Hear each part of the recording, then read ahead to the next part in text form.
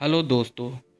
आज मैं आपको एक ऐसे देश के बारे में बताने जा रहा हूँ यहाँ पूरी दुनिया के अलग अलग हिस्सों से लोग घूमने के लिए आते हैं।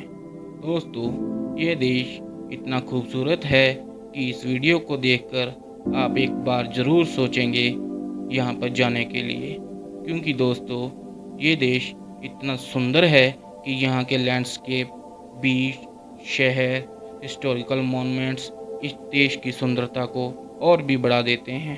सुंदरता के साथ साथ यह देश दुनिया के सबसे शक्तिशाली देशों में से एक है। जी हाँ दोस्तों, मैं इज़राइल की बात कर रहा हूँ। इज़राइल दुनिया के सबसे छोटे देशों में एक है, लेकिन इसकी गिनती सबसे शक्तिशाली देशों में की जाती है। ये दक्षिण भूमध्य सागर के पूर्व में पड़ता है।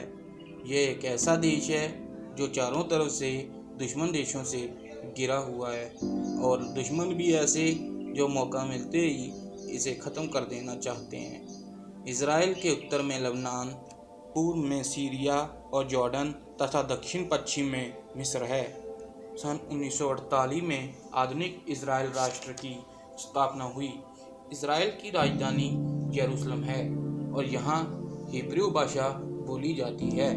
इज़राइल के लोगों के बारे में कहा जाता है कि वो स्वाभिमानी और देशभक्त होते हैं, और इन्हीं लोगों की देशभक्ति के कारण इज़राइल आज अरब देशों की आंखों में आंख डालकर उनको जवाब दे रहा है। दोस्तों, आज हम आपको इज़राइल के बारे में कुछ रोचक तथ्य बताएंगे जिन्हें आज के समय में सबको पता होना चाहिए। इनमें से कुछ फैक्ट तो बहुत ही ज़्यादा इंटरेस्टिंग हैं। दोस्तों, मेरा नाम है गुरीबल और आप देख रहे हैं BR facts and knowledge YouTube channel. चलिए शुरू करते हैं आज का ये video. Interesting facts about Israel. दोस्तों, इज़राइल की स्थापना 14 मई 1948 में हुई थी। लंबे समय के संघर्ष के बाद यहूदियों को फिलिस्तीन के कब्जे से आज़ादी मिली थी और एक नए स्वतंत्र राष्ट्र की स्थापना हुई जिसे इज़राइल नाम दिया गया। दोस्तों, क्या आप सबको पता है कि इज़राइल शब्द का प्रयोग बाइबल और उसके पहले से होता आ रहा है। बाइबल के अनुसार ईश्वर के फरिश्ते के साथ युद्ध लड़ने के बाद याकूब का नाम भी इज़राइल रखा गया था। इस शब्द का प्रयोग उसी समय से यहूदियों की भूमि के लिए किया जाता रहा है। दोस्तों, क्या आप सबको पता है कि इज़राइल यहूदियों का एकमात्र देश है। इस देश की एक ख़ास पॉलिसी है कि पूरी दुनिया में जब भी किसी यहूदी लड़के का जन्म होता है तो जन्म के वक्त से ही वह इज़राइल का सिटीजन बन जाता है। मेरे कहने का मतलब ये है कि उसी वक्त इज़राइल की सिटीजनशिप उस लड़के या लड़की को मिल जाती है। वह जब दिल करे तब आके इज़राइल में रह सकता है और काम कर सकता है। इज़राइल दुनिया का एकमात्र देश है जिसने इस पॉलिसी को बनाया और अपनाया है। इज़राइल की राष्ट्रभाषा हिब्रू है। दोस्तों, हमारे देश में हिंदी बोलने में लोगों को शर्म आती है, लेकिन आपको यह जानकर हैरानी होगी कि हिब्रू भाषा का अंत मध्यकाल में ही हो गया था और इस भाषा को सिखाने वाला भी कोई नहीं बचा था। लेकिन जब इज़राइल की स्थापना हुई तो देशभक्त यहूदियों ने अपनी भाषा हिब्रू को फिर से जिंदा किया और इज़राइल की आधिकारिक भाषा बना दिया। इसलिए इज़राइल में मुख्य तौर पे हिब्रू भाषा का प्रयोग ही किया जाता है और ऐसे इस भाषा का पुनर्जन्म हुआ। सन 2018 में इजराइल की कुल जनसंख्या 92 लाख के करीब थी, जो कि दिल्ली और मुंबई जैसे बड़े महानगरों की जनसंख्या से भी कम थी। और अगर क्षेत्रफल के हिसाब से देखा जाए तो ये भारत के केरल राज्य से भी छोटा है। दोस्तों, इजराइल एक ऐसा देश है यहाँ के प्रत्येक नागरिक को मिलिट्री की ट्रेनिंग लेना बहुत ज़रूरी है। इजराइल का प्रत्येक नागरिक, चाहे वो प्राइम मिनिस्टर का बेटा ही क्यों ना हो, उसे मिलिट्री की ट्रेनिंग लेनी ही पड़ेगी, चाहे वो पुरुष हो या महिला। हर किसी को इजराइल की सेना में ट्रेनिंग लेना अनिवार्य है। यही एक मुख्य कारण है कि इजराइल के पास आज एक बड़ी सेना है। 15 साल की छोटी उम्र में ही बच्चों की आर्मी ट्रेनिंग शुरू हो जाती है। हाई स्कूल की पढ़ाई पूरी करने के तुरंत बाद उन्हें मिलिट्री की ट्रेनिंग लेना अनिवार्य है और सेना में भर्ती होना पड़ता है। इजराइल का कानून के हिसाब से यहाँ लड़कों को 3 साल और लड़कियों को 2 साल सेना में काम करना पड़ता है। दोस्तों, इजराइल एक लोकतांत्रिक देश है, मगर वहाँ भारत या ब्रिटेन की तरह लिखित संविधान नहीं है। वहाँ परंपराओं और देशवासियों की सुविधाओं के हिसाब से नियम और कानून बदले जाते रहे हैं। वह लोग अपनी सुविधाओं के हिसाब से कानून को बनाते ख़त्म कर देते हैं। दोस्तों, आप सभी ने साइकिल तो चलाया ही होगा, मगर क्या साइकिल चलाने के लिए आपने कभी लाइसेंस बनवाया है? नहीं ना। मगर इजराइल दुनिया का एकमात्र ऐसा देश है जहाँ साइकिल चलाने के लिए भी आपको साइकिल का लाइसेंस बनवाना पड़ता है। दोस्तों, इजराइल दुनिया के उन 9 देशों में से एक है जिनके पास परमाणु हथियार और सैटेलाइट सिस्टम मौजूद है। दोस्तों, इजरायली वायुसेना दुनिया की चौथी सबसे बड़ी और ताकतवर वायुसेना है।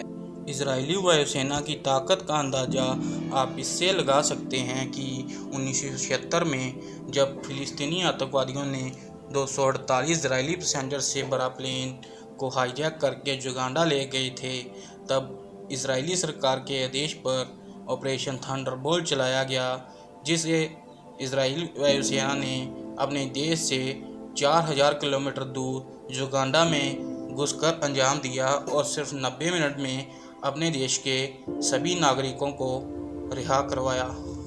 तो आप क्या कहना चाहेंगे इजराइल की वायुसेना के बारे में? दोस्तों, इजराइल दुनिया का एकमात्र ऐसा देश है जिसने अपने पूरे देश को एंटी मिसाइल डिफेंस सिस्टम से लैस करके रखा हुआ है, यानी इजराइल की तरफ दागी गई कोई भी मिसाइल इजराइल पहुंचने से पहले ही तबाह कर दी जाएगी। ऐसी सुरक्षा का इंतजाम आपने पहले कभी किसी देश में नहीं देखा होगा। हथियार ही नहीं, विज्ञान के क्षेत्र में भी इजराइल काफ़ी आगे है। मोटोरोला ने अपना पहला मोबाइल फ़ोन इजराइल में ही बनाया था और माइक्रोसॉफ्ट के लिए पहला पेंटियम चिप भी इजराइल ने ही बनाया था। इतना कि पहला वॉइस मेल तकनीक भी इजराइल में ही विकसित किया गया था। मेरे प्यारे दोस्तों, महान वैज्ञानिक एल्बर्ट आइंस्टाइन भी यहूदी थे। उन्हें इजराइल के राष्ट्रपति बनने के लिए भी कहा गया था, मगर उन्होंने इनकार कर दिया था। उन्होंने यह कहकर इनकार कर दिया था कि वो राजनीति के लिए नहीं बने हैं। दोस्तों, क्या आपको पता है कि फेसबुक के संस्थापक मार्क ज़करबर्ग भी जूश हैं? दोस्तों, आपने आज़ादी के वक्त इज़राइल एक बंजर ज़मीन के टुकड़े की तरह था, जहां ना तो खेती की जा सकती थी और ना ही पानी का कोई स्रोत था। लेकिन जल्दी ही उन्होंने आत्मनिर्भर बनते हुए टेक्नोलॉजी की मदद से अपने आप को इतना विकसित किया कि हम सोच नहीं सकते। क्या आपको पता है कि आज इज़राइल अपनी ज़रूरत की 93% खाद्य पदार्थ खुद पैदा करता है। इसके अलावा समुद्र के पानी को साफ करके पीने और दूसरे कामों में यूज़ करने के लिए भी उपयोग करता है। दोस्तों, इज़राइल में सिर्फ 40 किताबों के स्टोर हैं, क्योंकि वहाँ सरकार सभी को किताबें मुहैया करवाती है। इसके अलावा इज़राइल में छपने वाली हर किताब की एक कॉपी ज्यूइश नेशनल यूनिवर्सिटी की लाइब्रेरी में रखी जाती है। अगर किसी को ज़रूरत पड़े तो वह वहाँ जाकर हर किताब के बारे में पता कर सकता है। दोस्तों, आज के टाइम में जब किताबें इतनी महंगी हैं और हमारे देश में स्कूल वाले बच्चों के पेरेंट्स और गार्जियंस को फोर्स करके ज़बरदस्ती किताबें खरीदने पर मजबूर करते हैं, ऐसे में हमें इज़राइल को देखकर कुछ सीख लेनी चाहिए। इज़राइल का समुद्र तट सिर्फ 273 किलोमीटर लंबा है, क्योंकि यह एक छोटा देश है और इसके बावजूद भी यहाँ पर 137 बहुत ही सुंदर बीच बने हुए हैं। दोस्तों, इज़राइल के बारे में सबसे ज़रूरी फैक्ट यहाँ की खुफिया एजेंसी मोसाद है। दोस्तों, यह दुनिया की सबसे ख़तरनाक और इंटेलिजेंट खुफिया एजेंसी है। मोसाद के बारे में कहा जाता है कि अगर एक बार आप मोसाद की नज़र में आ गए तो इसके एजेंट्स आपको दुनिया के किसी भी कोने से ढूंढकर निकाल ही लेंगे। दोस्तों, 1972 में जर्मनी के म्यूनिख ओलंपिक गेम्स के वक़्त फ़िलिस्तीनी आतंकवादियों ने इजरायली के 12 खिलाड़ियों की हत्या कर दी थी। तब तत्कालीन प्रधानमंत्री गोल्डी मेयर ने ऑपरेशन ब्लैक सितंबर शुरू किया और मोसाद को खुली छूट दी कि फ़िलिस्तीनी आतंकवादियों में से एक भी जिंदा नहीं बचना चाहिए। दोस्तों, अगले 22 सालों तक मोसाद के एजेंटों ने म्यूनिख के हमले में शामिल एक आतंकवादी को खोद के उनके घर में घुस के मारा। दोस्तों, इज़राइल की सैन्य ताकत का अंदाज़ा आप इसी से लगा सकते हैं कि जून 1967 में जब जॉर्डन, सीरिया, इराक सहित आधा दर्जन मुस्लिम देशों ने इकट्ठे इज़राइल पे हमला किया था, तो उसने पलटवार करते हुए मात्र 6 दिनों में सबको घुटनों पर ला दिया था। इतिहास में इस घटना को 6 डेज़ वार का नाम से जाना जाता है। दोस्तों, इज़राइल भारत को अपना सच्चा दोस्त मानता है। इसके बावजूद भी 2017 से पहले किसी भी भारतीय प्रधानमंत्री ने इज़राइल की यात्रा कभी नहीं की थी। इसके पीछे शायद उन सभी प्रधानमंत्रियों को कुछ अपने खास वोट बैंक का नाराज़ होने का खतरा था, मगर 2017 में प्रधानमंत्री नरेंद्र मोदी ने वो ऐसा काम कर दिया और पहले प्रधानमंत्री बन गए जिन्होंने इज़राइल का दौरा किया, और इस दौरे ने इज़राइल और भारत की दोस्ती को और भी मजबूत कर दिया और आज इज़राइल भारत के हक में डट के खड़ा हो गया है।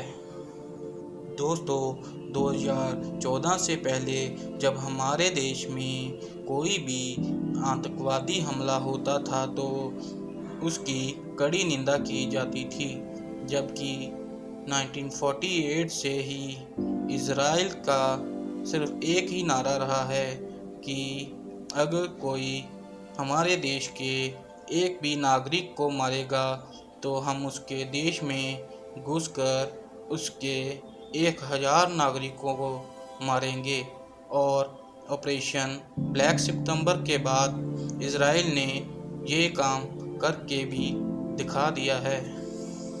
भारत को भी इज़राइल की राह पर चलने की ज़रूरत है। दोस्तों, इज़राइल से सिर्फ 1 साल पहले ही हमारा देश आज़ाद हुआ था, मगर विकास के मामले में हम कहाँ हैं और इज़राइल कहाँ हैं ये सबको पता है। इसलिए हमें उनसे कुछ सीख लेनी चाहिए। दोस्तों, ये एक नया चैनल है, प्लीज़ इस वीडियो को लाइक और सब्सक्राइब करें। आपका बहुत बहुत धन्यवाद।